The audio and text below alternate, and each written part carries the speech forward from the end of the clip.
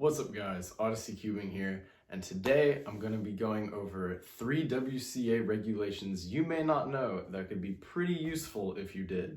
So one of the reasons I'm making this video is because 3 years ago today, on March 11th, 2017, which does not feel like that long ago, I went to my first WCA competition. I was just a youngin', I wasn't too fast. But there were still some regulations I had no idea existed because I just watched a competitor tutorial on YouTube and not a lot of this stuff was said. So I'm going to fix that problem for some of you who maybe are in the same spot that I was, maybe haven't really wanted to read all the regulations because there's a lot of them and it's a pretty hefty document. But I'm going to go over some uncommon ones that you may or may not already know that are definitely very useful to know. So the first regulation I'm going to talk about is, I guess, more than one regulation technically, but it talks about cameras at the solving stations. So while you are competitively solving, the WCA does allow you to have a camera at your station.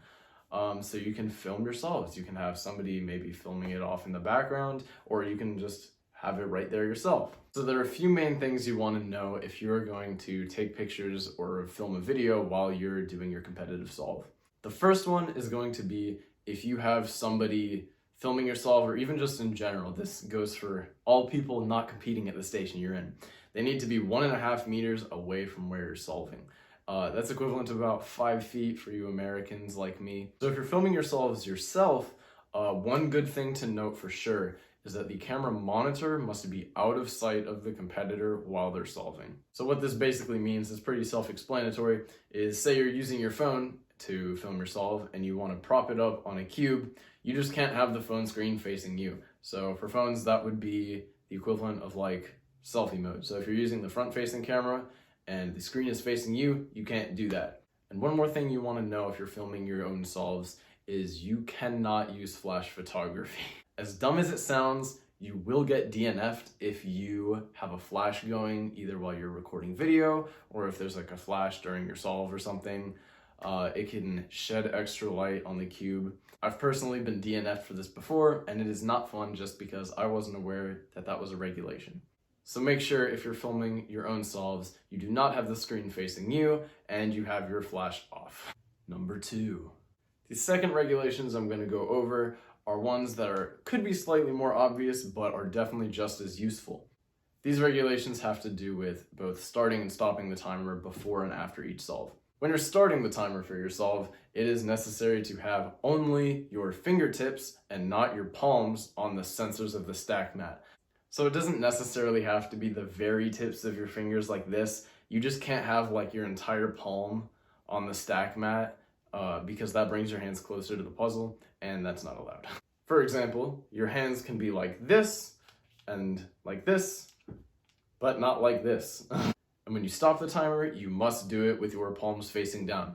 So the only other 2 variants really are if you had your palms facing up, or the more common one, which is karate chopping it. And you can't do that. You can't take the timer and like stop it like that with both hands. You just can't do that. Number 3.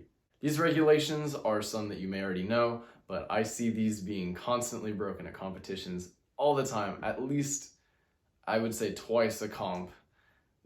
Somebody breaks these regulations. So after you finish the solve, as a competitor, you cannot touch the puzzle until the judge has inspected it for penalties, whether that be it's not completely solved, so a +2 or DNF, or whether a piece is popped out or something. So before the judge inspects it for any penalties, do not touch the puzzle because that can result in either a +2 or DNF at the discretion of the judge. On kind of the other side of the coin, the judge cannot touch the puzzle until any penalties are determined. So basically, until any penalties are determined, do not touch the puzzle. Whether you are a judge or a competitor, don't touch the puzzle at all. Constantly at comps, what I see happen is there's a very close +2, kind of like this.